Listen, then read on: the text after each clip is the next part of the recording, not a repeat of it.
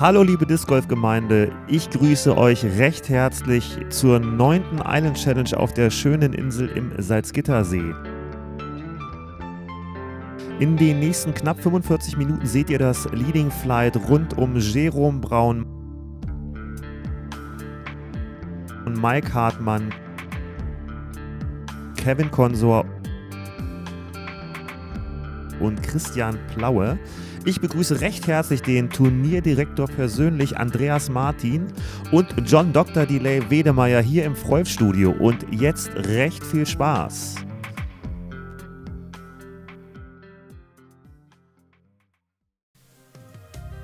Bahn 1, 106 Meter, Par 4, Mendo rechts, das OB auf der linken Seite. Nach dem ersten Drive geht es dann leicht bergauf mit dem Approach zum Korb. Andreas, die erste von 3 Par 4 Bahnen, mit denen angefangen wird. Was ist hier besonders? Das Besondere ist, den ersten Wurf erstmal nur zu platzieren. Den Korb kann man nicht angreifen. Wir haben dann Mendo integriert auf der Bahn, weil es gab dann im Vorfeld so leichte Tendenzen, dass man da andere Fairways benutzen möchte. Sieht ziemlich platziert aus hier von Kevin, unserem deutschen Meister aus dem Jahre 2016. Wir haben ja hier hochdekorierte Spieler im Final Flight. Ja, sogar den deutschen Meister von 2017 hier, Jerome Braun. Wieder in einem Outfit, das hervorsticht. Und wenn mich nicht alles täuscht, ist es das gleiche Outfit, das er auch in Eningen letztes Jahr getragen hat. Soll ihm wohl Glück bringen. Offensichtlich. Ich meine, die erste Bahn sieht doch schon mal ganz sauber gespielt aus. Alle 4 scheinen hier deinem Rat gefolgt zu sein und haben platziert. Ja, auch, man Gut hört platziert. auch mal auf mich, ne? Also. Gut platziert. Ja, halt Bullseye, zumindest auf alle Fälle locker. Putting Distance auch. Christian Plaue legt ihn auch ran, 5 Meter vielleicht. Jetzt so aus dieser Position, ja, hier sieht man es nochmal Hier wird es deutlicher. deutlich. Das ist, glaube ich, der erste Starframe, auf den wir uns hier freuen dürfen. Trotz einer bestimmt vorhandenen Nervosität zocken alle 4 hier das Birdie ab. Ja, bei der Ausgangssituation natürlich klar ist eine Menge Anspannung da und dann ist natürlich, liegt der erste vor und dann muss man schon fast nachziehen, ja. Und halten dem Druck auf jeden Fall stand, die Jungs. Bahn 2, 154 Meter, Par 4. Das OB befindet sich auf der linken Seite. Es geht leicht bergauf.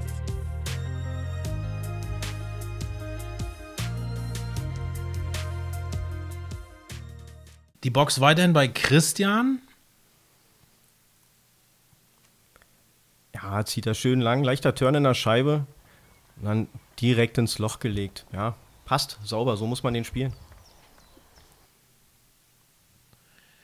Kevin fühlte sich fit vor dem Finale, hat er mir gesagt. Er ist wieder in Form, nachdem es bei der deutschen Meisterschaft nicht ganz geklappt hatte. Ist er gewillt, hart zu arbeiten. Er hat mir auch T-Shirt-Größe L für die EM versprochen. Ja, dann hier mit dem Sidearm. Jerome auch mit der Rückhand. Mal schauen. Kevin vorher ein bisschen zu instabil geworden. Jerome wird auch erstmal die kürzere Variante, um dann mit dem zweiten Ding Korb anzugreifen. Bisschen lang, aber Putting Distance. Dürfte für einen Spieler mit einem Ranking von über 1000 nicht das Problem sein. Gleiches gilt übrigens für Kevin. Beide haben einen Ranking knapp über 1000. Ja, leichter Approach für Christian.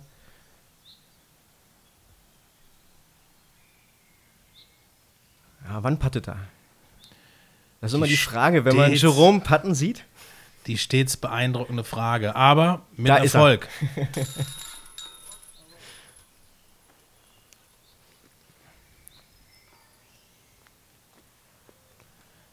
Auch Kevin macht ihn. Ziemlich beeindruckend, was die 4 hier nach 2 Bahnen so viel kann ich vorwegnehmen, machen, denn es folgt bereits der zweite Starframe. Von Anfangsnervosität nichts zu spüren. Bahn 3, 161 Meter, Par 4, dritte Bahn, dritte Par 4, nur der kleine Unterschied diesmal hier, komplett ohne Einschränkungen.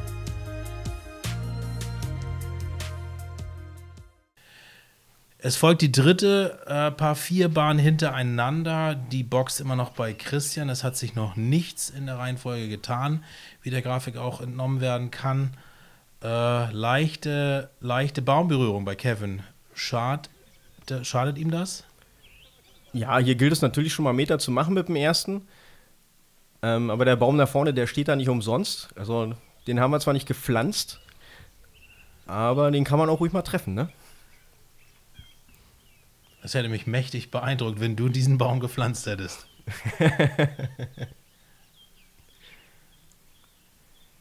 Ja, Jerome ganz sauber raus aufs Fairway, um dann sich den Approach so einfach wie möglich zu machen. Ist zwar noch ein ganzes Stück bis zum Körbchen. Ja, schöne leichte heiße Annäherung. Und dann, fast den Igel an der Bahn. Das war übrigens die Bahn, an der ich zum Leading Flight hinzustoßen durfte, nachdem ich an den zahlreichen Salzgitter-Bahnhöfen verzweifelt war.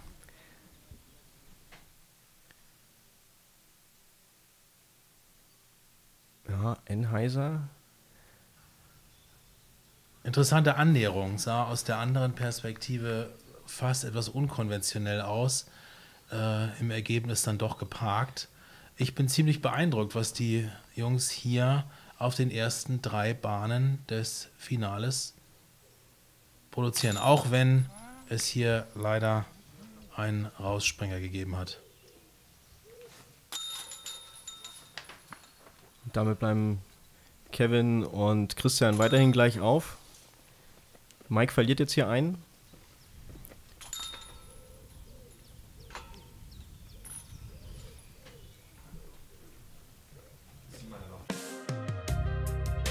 Bahn 4, 80 Meter, Par 3. Dieses Jahr etwas verkürzt. Letztes Jahr in der längeren Version die Ass-Bahn von Elias Güldenhaupt. Mal schauen, was hier dieses Jahr gibt. Die Box weiterhin bei Christian. Auffällig hier, dass wir einen Kampf um Platz 1 und einen Kampf um Platz 3 haben. Die 4. Bahn. Ja, Sidearm. Bisschen lang geworden, würde ich sagen. War Ist da ein der bisschen- Wind im Spiel? Ist ein bisschen täuschend. Viel Wind erinnere ich ehrlich gesagt nicht, aber die Bahn ist bergauf. Was würdest du schätzen? 5 bis 10 Höhenmeter sind bestimmt zu bewältigen. Das täuscht ungemein, dann würde ich sagen. in der Komm aus dem Kameraführung. Ja, in Hamburg mögen das vielleicht 5 Meter In sein. Hamburg aber, würde man das schon Berg nennen. ja, aber auch Kevin ganz sicher. Also an dem Korb hat Elias Güldenhaupt letztes Jahr hier das Ass gespielt. Da war die Bahn sogar noch 10 Meter länger. Habe ich ja eingangs schon erwähnt. Warum habt ihr die Bahn verkürzt? Wir fanden sie für das Gros des Teilnehmerfeldes nicht reachable, um halt so ein bisschen Streuung reinzukriegen. Es gab halt viele Dreien, aber Jerome ganz sauber. Mehr geht nicht. Ja, ein bisschen mehr schon. Ja. Aber da es dieses Jahr kein Porsche zu gewinnen gab, war der Anreiz vielleicht etwas geringer. Ja, stimmt, der große Pott des Preisgeldes, den gab es letztes Jahr abzuräumen, ja.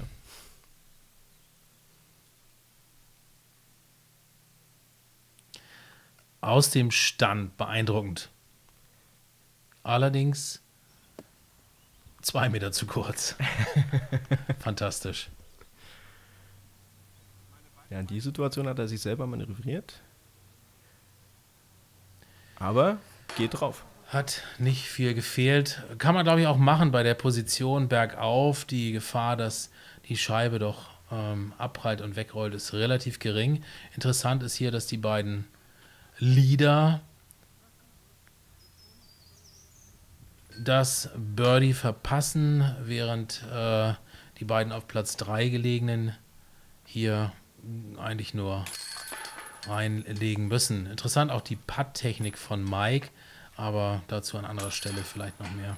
Ja, was man ja auch erwähnen kann, man sieht das Windfähnchen da oben, es bewegt sich. Das ist Nicht unerheblich, würde ich sagen.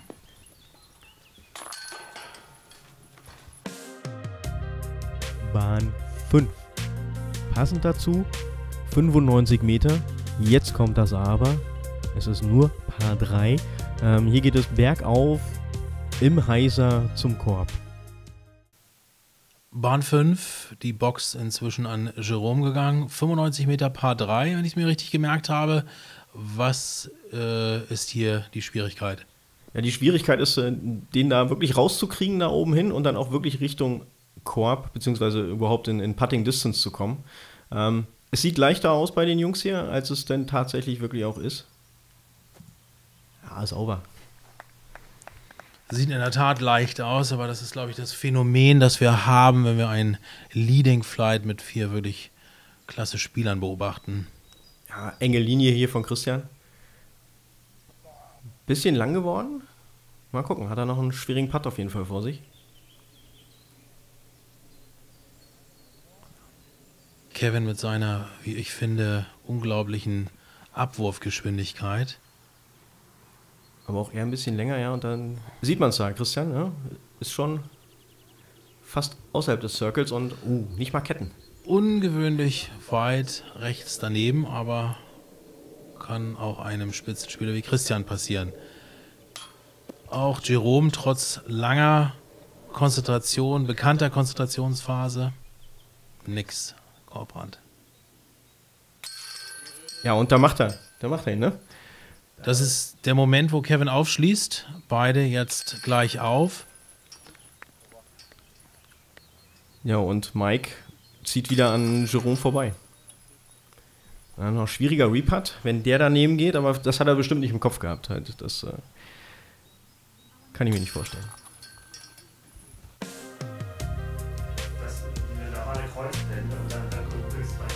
Wieso hat Christian einen Reputt gemacht? Ja. Reputt? Musst du wiederholen? Nee, Ah, nee, Quatsch, hatte ja daneben. Ja, daneben. Reputt, achso, ich war eben gerade auf einer falschen Spur. Ja, das ist das Problem. Die 4. von 5, Par 4 Bahn, 155 Meter. Wo liegt hier der Klops begraben? Ja, den Klops wollten wir eigentlich darin begraben, dass wir erstmal Länge schaffen. Es geht leicht bergauf hier an der Bahn. Und halt auch den ersten muss man platzieren und es relativ schlau machen. Gar nicht vielleicht unbedingt auf die Weite gehen und dann mit dem zweiten den Korb angreifen. Hier sieht man es auch, tendenziell lieber ein bisschen weiter links raus, rechts raus, als dann doch zu weit links zu landen. Schön, dass auch du hier von bergauf sprichst. Für mich ist das ja schon fast eine Höhenlage, die hier zu bewältigen ist. Ja, das Spannende ist, wenn du unten am Tee stehst und du wirfst ab und denkst, Manometer, da fällt die Scheibe ja schon wieder runter.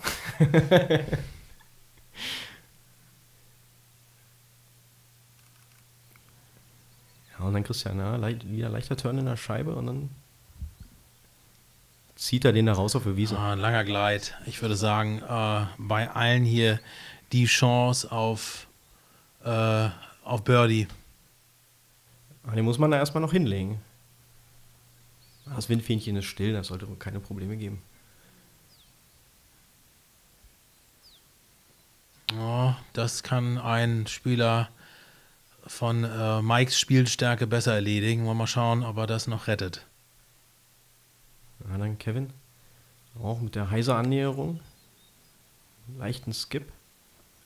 Ja, sauber. Sollte kein Problem sein. Jerome mit dem Putter. Ist auch noch ganz schön kurz.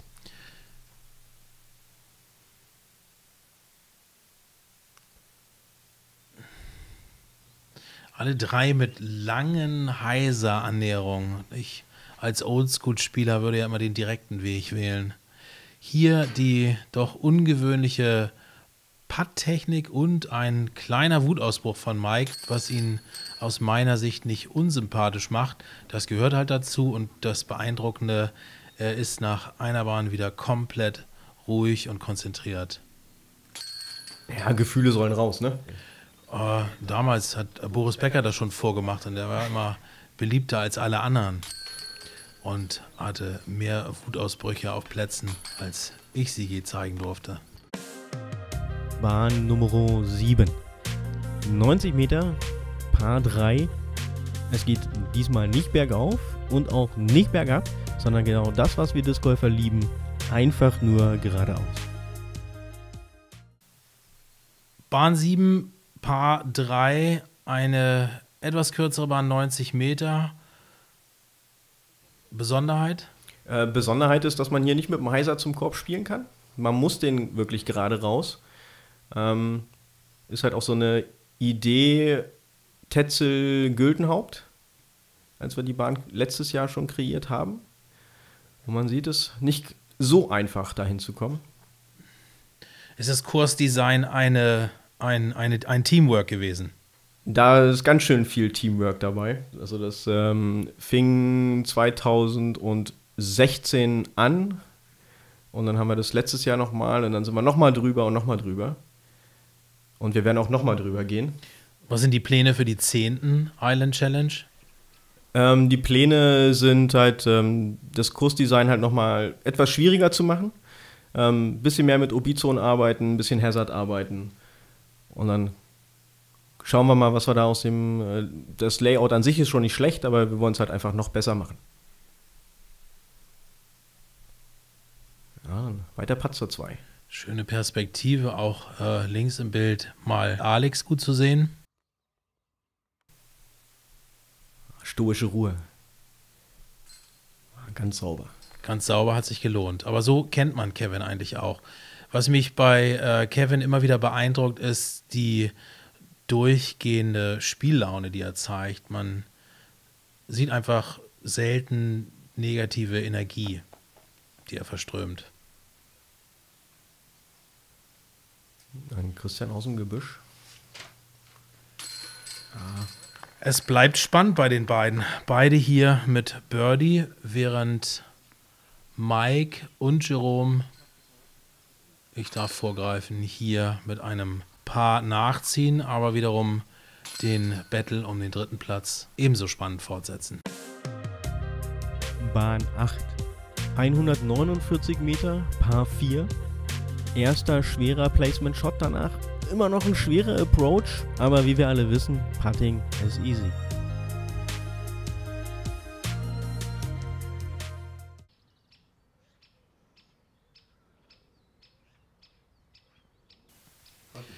Bahn 8, die letzte Par 4 Bahn, wenn ich richtig aufgepasst habe, 149 Meter. Hier gilt es nochmal ordentlich rauszuziehen mit einem langen Heiser, oder ist das nur eine Variante?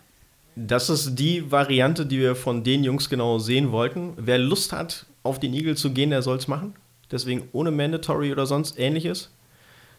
Und Christian hat es uns in Runde 2 ja schon vorgemacht und ich sehe es hier das erste Mal in Bildern, wie die Scheibe dahin fällt. Unglaublich. Nicht ganz einfach für unsere beiden engagierten Kameraleute gewesen, hier den Flug der Scheibe auch wirklich einzufangen, aber man erahnt es aus dieser Perspektive ganz besonders. Jerome spielt hier die sichere Variante und legt sich die Scheibe in den Fairway. Knapp davor.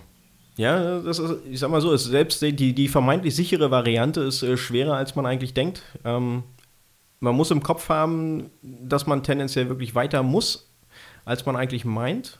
Und auch Mike greift zur 2. Ja, Jerome spielt das hier ganz trocken, einfach runter. Aber ist auch immer noch ein ordentlicher Putt, der da überbleibt. Hätte fast gepasst, wenn er nicht trifft. Ganz bitter hier kaum zu sehen gewesen. Mike muss hier kniend einen Vorhandroller aus dem Gebüsch spielen und hat eine Distanz von gerade mal 2 Metern bewältigt und bleibt hängen. Ja, das ist dann halt genau die Gefahr. Wenn du das Risiko gehst, musst du halt gegebenenfalls genau mit diesem Preis leben. Sag mal, Frage am Rande, könnt ihr die Bahn im Sommer überhaupt noch spielen? Die Bahn ist auch so im Sommer. Achso, du meinst jetzt halt in der Richtung das Kurslayout, ob das fest oder mobil ist? Nee, ich meine mehr, wenn diese Büsche auch noch alle beblättert sind im Sommer, da ist doch kaum noch ein Durchkommen, oder? Das macht's doch gerade spannend. Da hast du auch recht. Hier wieder die interessante Putttechnik Mikes zu sehen, der jetzt leider die zweite Bahn hintereinander nicht so gut abschließt. Na, ich würde sagen, es war ein Approach. Das war erst der Approach, schon klar. Ja, hier auch. Ich bin immer wieder fasziniert von seiner Putttechnik. Mit dem Ganz weiten Putt macht er hervorragender das. weiter Putt. Der dreht sich ja noch fast im Korb 5-mal im Kreis. So viel Spin war auf der Scheibe. Das war auch der Putt, der den alten Vorsprung, ganz unglücklicher Putt von Jerome. Sonst hätte der nämlich mit seiner Safety-Spielweise hier auch ganz locker das Birdie gespielt. So leider nur Par für Jerome, Bogey für Mike, der sich aber ganz schnell auch wieder fängt. Kevin schließt hier mit einem Birdie ab. Bahn 9, 94 Meter, Par 3. Mendo direkt nach dem Tee auf der rechten Seite, das OB rechts. Was wir hier so ein bisschen verschweigen, ist auf der linken Seite, da lauert er, der See. Die Box wieder bei Christian, vielleicht nochmal, damit das ganz deutlich wird, hervorgehoben. Er hat gerade ein Eagle an der Bahn 8 gespielt und das war das zweite Eagle bereits von Christian. Die Bahn 9, 94 Meter, Par 3. Ja, kurios.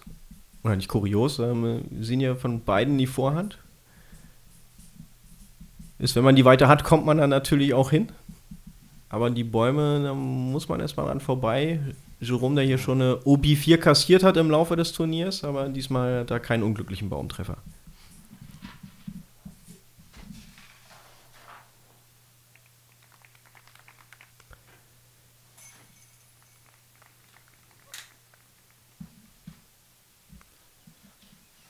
Birdie von Kevin. Unter dem Druck des Birdie nachziehen müssen es dann Christian auch. Hier übrigens vielleicht eine Erwähnung wert, dass wir neben unserem gewohnten Kameramann Alex, meinem Frolf-Partner, und unserer Kamerafrau Merve auch noch Carsten Katsche-Hoberg für die zweite T-Cam hinzugewinnen konnten. Vielen Dank an dieser Stelle an Katsche. Ja, und da war das Klingeln. Da war das Klingeln, das war der Starframe. Einer von insgesamt 5, wo die anderen 2 folgen, bleibt natürlich abzuwarten. Bahn 10, 68 Meter, Par 3, geradeaus, direkt mit der Scheibe Richtung Häuschen. Also wer das Birdie vorher noch nicht hatte, der sollte sich das hier schon sichern. Bahn 10, 68 Meter, Par 3. Das sieht nach der einfachsten Bahn aus, oder? Ja, also ich sag mal so, da geht man schon zum Tee und will das Birdie mitnehmen, auf jeden Fall. Wenn nicht, kostet das einen Wurf im Laufe der Runde. Laut Statistik haben wir hier in der Finalrunde einen Durchschnittsscore von 2,5. Insofern deine Vermutung bestätigt. Schauen wir mal, was der Leading Flight hier fabriziert. Jeroms Wurf interessanterweise hinter der kleinen Holzhütte. Auch Mike nicht ganz begeistert von seinem Wurf. Ja, es täuscht halt schon ungemein, so ein kurzes Ding halt zwischendrin. Die ganze Zeit muss man immer voll werfen und dann hat man doch eher so einen zielgerichteten Wurf. Wenn man nicht vor der Hütte liegt, dann liegt man zwangsläufig hinter der Hütte und das sieht nicht unbedingt gut aus hier. Was macht man da? Wir werden es bei Jerome gleich sehen. Ja, zwangsläufig davor oder dahinter, man kann auch drin liegen, das geht. Das glaube ich dir glatt. Aber interessant wird es jetzt, was Jerome hier macht. Es ist ein 4 Meter Putt blind. Oben durch die Lücke. Mit Gefühl. Da fehlt ein bisschen Gefühl und das Interessante ist, dass die einzige 2 hier von Kevin gespielt wird. Das heißt, der Leading Flight hat hier dann doch mal Nerven gezeigt. Der musste tatsächlich hier schon runter. Ja, kein Starframe an der 10. Überraschung, würde ich sagen, ne? Auf jeden Fall. Bahn 11, 87 Meter, Par 3. ein offenes, breites Fairway und der Korb befindet sich dann, wie soll es auch anders sein, in 87 Metern Entfernung in einer kleinen Gasse. Bahn 11, Par 3, 87 Meter, die Bahn, die Kevin beginnt, der sich die Box zurückgeholt hat. Die Bahn ist nicht so leicht, wie man anhand der Werte denken könnte. Das ist sie auch nicht. Es gilt auch hier lieber ein bisschen kurz bleiben, die Gasse treffen, um halt den Putt zu haben. Ansonsten wird es schnell ungemütlich. Wie wir jetzt hier wahrscheinlich gleich bei Christian sehen. Ja, und dann liegt man im Gemüse, wo man eigentlich nicht hin will.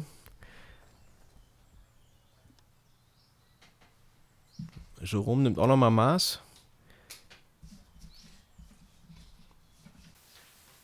Im Layout erkennbar ist, dass die zweite Hälfte, die Back Nine des Salzgitter-Kurses deutlich schwerer als die Front Nine sind.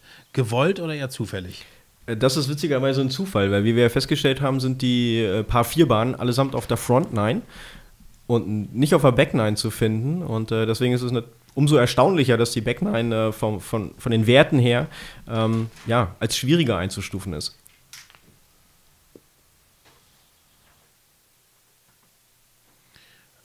Interessante Annäherung hier, perfekt gelöst von Kevin. Leichter Baumtreffer. Mike noch nicht ganz wieder in seinem Flow, gleichwohl sein Ergebnis tadellos ist, fast tadellos ist, er ist nur kurz zurückgefallen.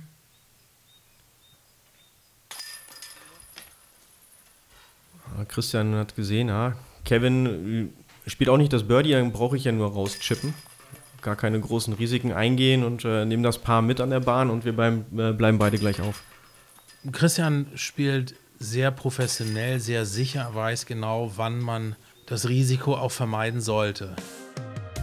Bahn 12, 83 Meter, Par 3, entweder der langgezogene Anheuser oder der Spiky Sidearm, um sich hier an dieser Bahn das Birdie zu holen. Jerome hat die Box, Bahn 12, Par 3, 83 Meter. Was gibt's anzumerken, Herr Turnierdirektor? Ja, wie es auch hier in der Ankündigung schon vorab gesagt habe, Spiky Sidearm oder wirklich langer Anheuser. Ja, und Jerome landet dann halt im Gemüse. Ja, Bahn ist schon tricky. Ist auch eine Tetzel-Güldenhaupt-Bahn.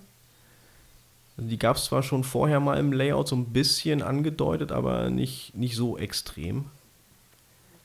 Ja, ist schon schwer. Auch für den Kameramann. Da ist er, der Spiky Sidearm. Aber, kommt durch. Ist durchgekommen. Sollte reichen.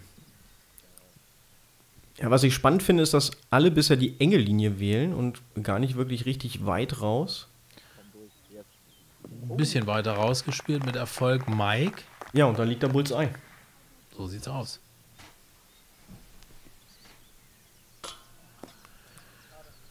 Korbberührung immerhin, aber genau daneben ist bekanntermaßen auch vorbei. Und Hauptsache das Fähnchen oben auf dem Korb gelassen. Auch Kevin hier nicht mit dem richtigen Flow. Ja, und Christian liegt da wirklich undankbar. Ganz undankbare Position. Hier kann man nicht mehr machen, außer annähern. Immerhin geparkt, Par Safe. Hier sieht man die interessante Putt-Handhaltung Mikes, aber es klappt und wir sehen das einzige Birdie an dieser Bahn von Mike, der sich wohl scheinbar wieder gefangen hat. Ja, wie sagt man so schön, ja, wenn es funktioniert, warum ändern?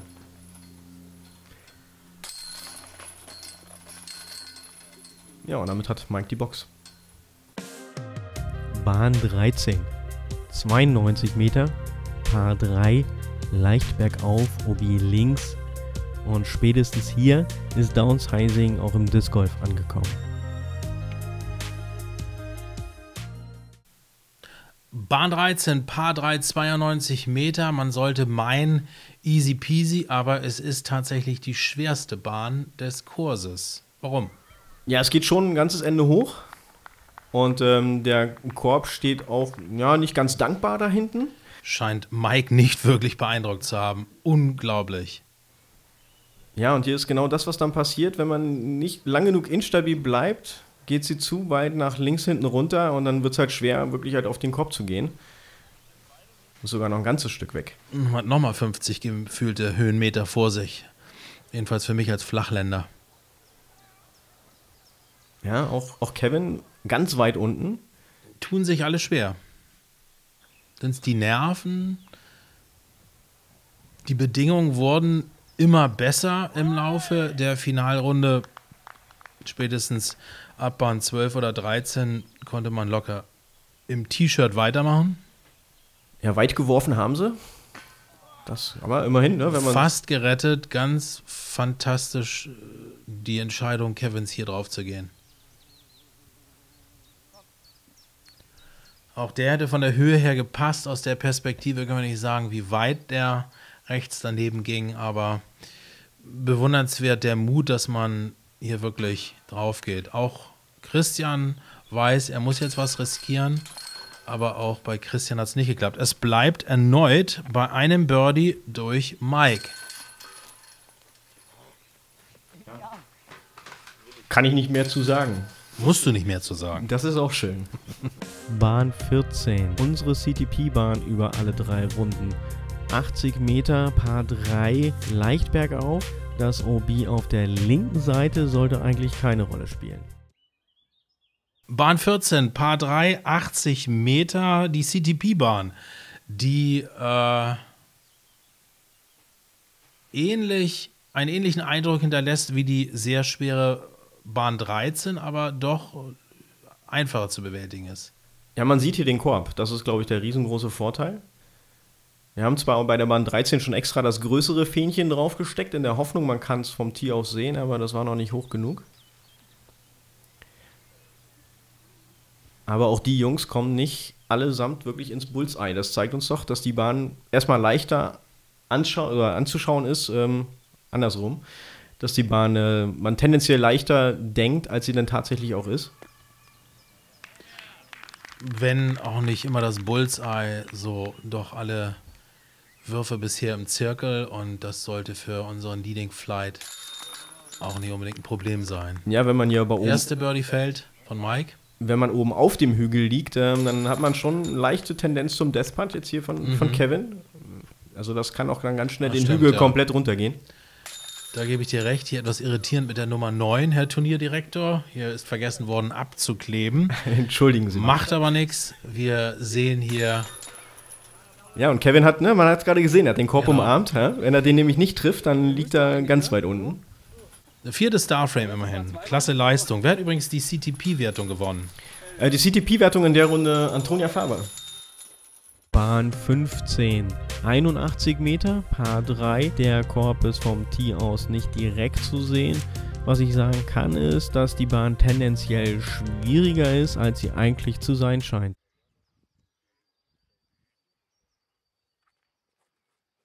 Bahn 15, Par 3, 81 Meter. Andreas, was ist das Besondere an der Bahn? Ja, auch eine der Bahnen, wo man meint, es ist relativ einfach, da hinzukommen. Aber da ist zum einen ganz schön viel Gestrüpp im Weg. Und wenn man dann doch, ja, sieht man es hier, von der Catchcam, aber ganz sauber von Jerome.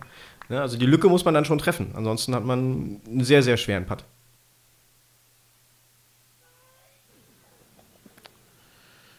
Kurz erkennbar, Kevins Reaktion nach seinem völlig verunglückten Drive.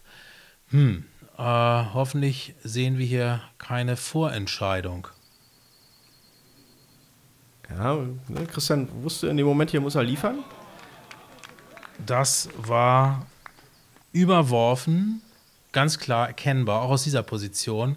Und ein wirklich glücklicher Baumtreffer.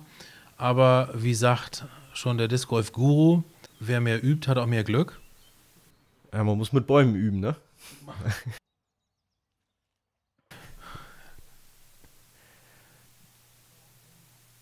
Ja, und jetzt weiß Christian, okay, hier kann ich ihm einen klauen. So sieht's aus, das wird er sich wohl vermutlich nicht nehmen lassen. Wieder diese fantastische Handhaltung beim Putt. Spin beim Putten ist nicht Mikes Stärke, aber Putten scheint seine Stärke zu sein. Ja, vielleicht möchte er ja, dass man das Logo halt auch beim Putten noch erkennen kann. Lange erkennbar. Ja, und dann macht er den Putt, ne? Das ist der Wurf, den Christian Kevin hier abnimmt. Bahn 16, 110 Meter, Par 3. Es geht zur Abwechslung mal leicht bergab. Ein OB-Feld auf der rechten Seite. Das ist aber insofern dankbar, dass die Scheibe da vermutlich noch trocken bleiben könnte.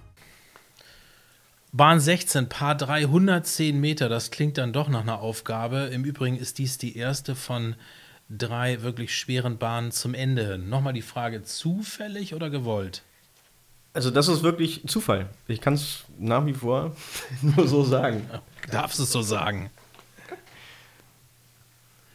Auffällig hier, Bahn 16 ist die drittschwerste Bahn, die folgende Bahn 17 ist tatsächlich die zweitschwerste Bahn und auch die Bahn 18 rangiert noch unter den 5 schwereren Bahnen des wunderschönen Salzgitter-Parcours. Kevin nicht zufrieden?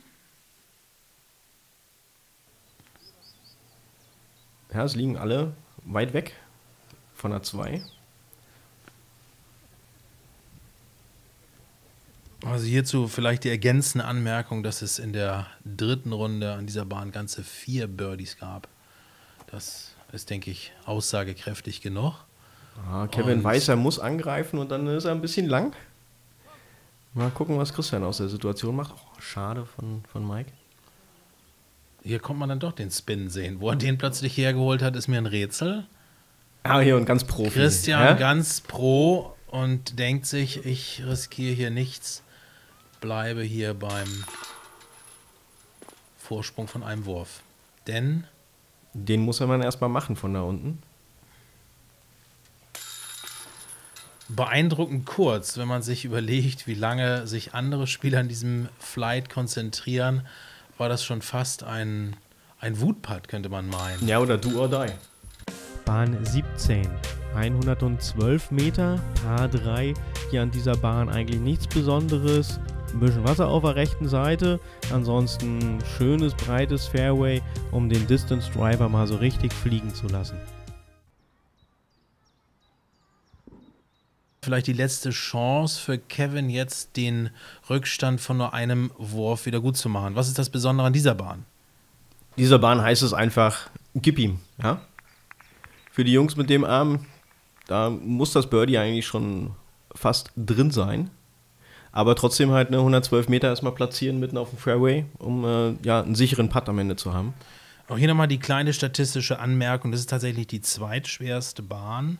Es sind aber immerhin 11 Birdies in der dritten Runde gefallen. Und mal schauen, was der Leading Flight hier zu bieten hat. Ja, also zeigt natürlich auch die Stärke des Teilnehmerfeldes.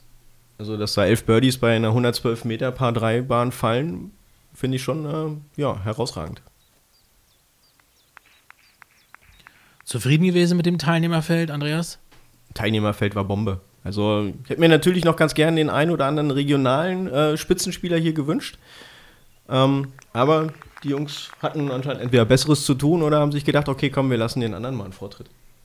Ein B-Turnier, das sich auf jeden Fall sehen lassen kann. Was sind die Pläne für die Zukunft? Die Pläne für die Zukunft sind, das B-Turnier entweder auszubauen oder schauen wir mal, wenn es die Major-Tour gibt, was wir in der Richtung unternehmen. Auf jeden Fall hängt davon ab, wie wir es organisiert kriegen, welche Aufgaben wir uns da stellen. Wir schauen drauf. Beide führende Spieler lassen sich hier die Butter vom Brot nicht nehmen. Es bleibt bei dem Einwurf Vorsprung. Wir gehen spannend auf die Finalbahn. Noch ein Starframe, der 5. insgesamt. Bahn 18 und damit letzte Bahn. 85 Meter, leicht bergauf, Par 3 mit einem Mando, was es links zu umspielen gilt, damit der Flight an der Bahn 16 auch das komplette Turnier spielen kann. Die letzte Bahn. Mike hat die Box im Kampf um Platz 3. Sidearm, ja, schaut da. Da kommt der Umschnitt. Ja, ist ein Putt, würde ich sagen. Das würde ich sagen, reicht auf dieser 85 Meter langen Bahn. Ja, Jerome mit der Anheuser-Variante.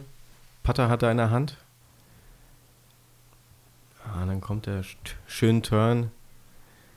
Und dann legt er sich ja quasi an den Korb. Aber ein bisschen lang geworden. Ein bisschen lang geworden, aber das hatte ja schon fast Ass-Qualität. Dann Christian mit dem Sidearm. Quasi der Championship Drive. Ja, wieder, ne? Ausgespuckt. Nicht reingegangen, vom Gebüsch ausgespuckt. Den glücklichen Kick gehabt. Warten wir, was Kevin macht. Kevin, die Anheuser Root. Der rutscht rein. Weit hinten, das kann nur rauschippen. Damit kann Christian gleich den Sieg klar machen. Jerome hier mit einem versöhnlichen Birdie. Damit macht er die... Christian ist wieder ganz pro und legt ran. Lässt sich den Sieg hier nicht mehr nehmen. Mike muss treffen, um den dritten geteilten Platz zu halten. Auch das schafft er. Ganz hervorragender geteilter dritter Platz. Jerome Braun und Mike Hartmann. Ja, Christian legt ihn natürlich ran, damit er sich dann nochmal schön den Applaus von der Crowd abholen kann. Das gehört dazu und faire Geste. Kevin bleibt gleich stehen. Herzliche Umarmung. Faire Spieler, beliebte Spieler, verdienter Sieg. Genug des Lobes. Ja, kann man nur so stehen lassen. Ja, da sehen wir nochmal Scoreboard. Und die gelbe 2, die blinkt natürlich, ne, an der Stelle. Die gelbe 2 blinkt ganz hervorragend, aber was auch blinkt, sind die Ergebnisse der Finalrunde. 3-mal -11, einmal -10. Ich würde sagen, das kann sich wirklich sehen lassen. Ein spannendes Finale, was wir hier gesehen haben. Ja, das kann sich in der Tat sehen lassen. Ich weiß von Jerome, der hat in der Trainingsrunde eine 46 gespielt. Also da hat er sich noch ein bisschen Luft fürs nächste Mal offen gelassen, würde ich sagen. Christian, Gratulation. Danke, danke. Erste B-Turnier des Jahres, wenn ich richtig aufgepasst habe. Jawohl. Wie fühlt man sich? Ja, gerade jetzt nach Holland, wo ich sehr tief ins Klo gegriffen habe, war das einfach geil, hierher zu fahren. Und ich war auch mental jetzt einfach im Vorfeld schon in der Lage, wo ich sagte, das Ding kannst du gewinnen hier auf jeden Fall. Und ja, das fühlt sich einfach großartig an nach Holland. Wurde knapp. Das Finale war ein echter Battle mit unserem guten Kevin. Ja, mit Kevin habe ich schon viele Duelle gefochten und erinnere mich da an einige zurück, wo es immer sehr, sehr knapp zwischen uns war. Macht immer wieder Spaß. Riesendinger dabei gewesen. Es war jetzt in der dritten Runde auch wieder super spannend. Es ging die ganze Zeit hin und her.